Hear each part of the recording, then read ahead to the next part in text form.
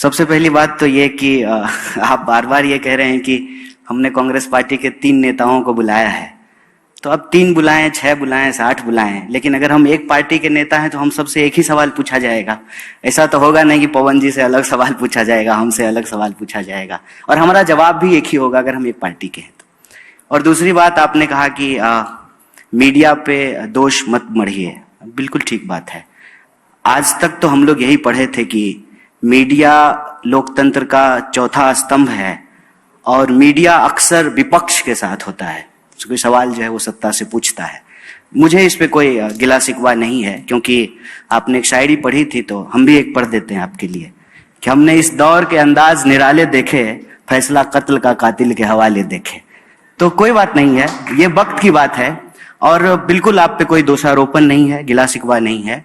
और आपने कहा कि कांग्रेस पार्टी हार गए। आप बीच में ये भी कहा आपने कि राहुल गांधी हार गए।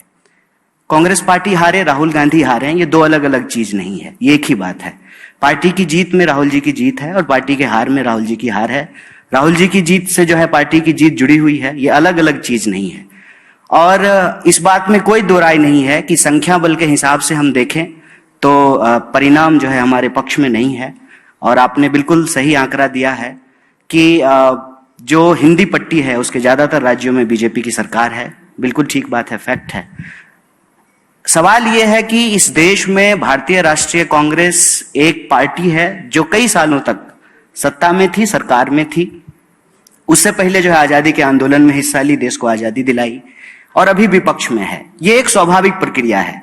जो खेलता है तो कोई हारता है, कोई जीतता है, इसमें कोई दुर्भावना वाली बात नहीं है। लेकिन मैं आपको इन सब चीजों के अलावे विशेष रूप से इस बात का धन्यवाद देना चाहता हूं कि आप गारंटी शब्द लेकर के आए। और जो प्रश्न आप हमारे दोनों वरिष्ठ नेताओं से पूछ रहे थे, और पवन जी को बोलने का हमसे ज्यादा बिल्कुल हक है क्योंकि वो हमारे मीडिया चेयरपर्सन हैं, मीडिया डिपार्टमेंट को हेड करते हैं, तो स्वाभाविक रूप से उनको ज्यादा बोलना चाहिए। लेकिन हम आए हैं यहाँ पे इनके साथ इसलिए कि हमारे पास आज इस देश को देने के लिए एक अल्टरनेटिव है, एक मॉडल है। और आपने चाहे मतलब ट्रोल करने के लिए ही सही या आरोप लगाने के लिए सही, आपने एक बड़ी अच्छी शब्द का इस्तेमाल किया कि कांग्रेस पार्टी की गारंटी की वजह से कर्नाटका में हमको जीत मिली। तो वो जो गारंटी थी वो मोदी जी की गारंटी कैसे बन गई? और मेरा ये मानना है कि कांग्रेस पार्टी ने इस देश में एक टेम्पलेट सेट किया है। टेम्पलेट ये सेट किया है कि इस देश में सरकार और जनता के बीच में एक संबंध है। संबंध ये है कि जनता सरकार को टैक्स देती है और सरकार बदले में जनता को सुरक्षा, उसके जो है रोजी रोटी, कपड़ा, मकान, इन तमाम चीजों को मुहैया कराती है, व्यवस्था कराती है। धीरे धीरे ऐसा माहौल बनने लगा था देश में कि हम लोग टैक्स तो दे रहे हैं लेकिन सरकार क्या देगी ये तय नहीं हो पा रहा था। और मुझे बड़ी इस बात की खुशी है कि जीत किसी की हुई हो, मुख्यमंत्री कोई बना हो, लेकिन एक बात हम सबको मुक्त कंठ से स्वीकार करना चाहिए कि एक बार फिर से लोक कल्याण, वेलफेयरिज्म इस देश की राजनीति के केंद्र में आया है। पहले क्या था ना कि दिन भर हिंदू मुसलमान की बहस में रोजी रोटी, कपड़ा, मकान कहीं छुप जा रहा था। अब तो ये बहुत अच्छा हुआ ना अंजना जी कि हमने कहा कि हम 500 में सिलेंडर देंगे, मोदी जी ने कहा कि हम 450 रुपया में देंगे। तो अब विपक्ष की तरह जो है हमारे पास ये काम है कि कल को हम सिलेंडर लेकर के दिल्ली की सड़कों पे जाएं और मोदी जी से पूछें कि आप चुनाव के वक्त बोले थे कि हम 450 में सिलेंडर देंगे, तो कब दीजिएगा? ये है देश को आगे ले जाने वाली बात। ये है सकारात्मक राजनीति कि अगर हम इस देश में एक टेम्पलेट सेट कर रहे हैं कि हम बोल रहे हैं कि अगर इस देश में एमपी को, यहां हमारे मेंबर ऑफ पार्लियामेंट बैठे हुए हैं, अगर उनको पेंशन मिल सकता है तो इस देश में कांस्टेबल को कहीं नहीं क्यों नहीं मिल सकता है, टीचर को क्यों नहीं मिल सकता है, जो सरकारी नौकरियां करते हैं उनको क्यों नहीं मिल सकता है। अब ये टेम्पलेट सेट हो रहा है कि हम कह रहे हैं कि अगर आप इस देश के बड़े कॉर्पोरेट का कर्जा माफ कर सकते हैं, 10,60,000 करोड़ रुपया आपने माफ किया है, और आपने किसान निधि के तहत 2,60,000 रुपया किसानों को दिया है, तो ये बेईमानी क्यों? देश के मुट्ठी भर जो है उद्योगपतियों को, व्यापारियों को आप 10,60,000 करोड़ रुपया दे रहे हैं और देश के किसानों को मात्र 2,60,000 करोड़। तो मेरा मानना है कि जीत किसी की भी हो, अल्टीमेटली इस चुनाव में और इस चुनाव के बहस में एक एजेंडे की जीत हुई है।